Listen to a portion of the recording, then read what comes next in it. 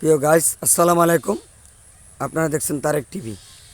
এই যে দেখতেছেন একটি খেজুর গাছ, তার পাশেই আপনার একটি কৃষ্ণচূড়া গাছ, রক্তবর্ণের লাল কৃষ্ণচূড়া গাছ দেখতেছেন আপনারা। অনেক সুন্দর একটি কৃষ্ণচূড়া ফুল গাছ।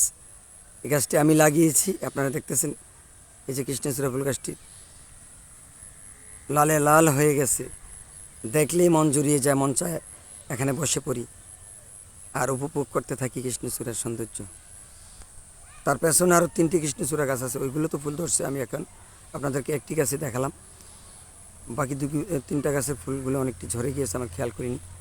এই যে আপনারা দেখতেছেন, ভারী মিষ্টি ফুলগুলি, ভারী ভারী মিষ্টি, দেখতে খুব সুন্দর। এই যে আপনারা দেখতেছেন, এই পাশে আমার আছে আপনার খেজুর গাছ। এই যে এই পাশটা দেখতেছেন, এই যে সৌর প্লান্ট এবং আম গাছগুলি দেখতেছেন। এই যে জমিগুলো দেখতেছেন।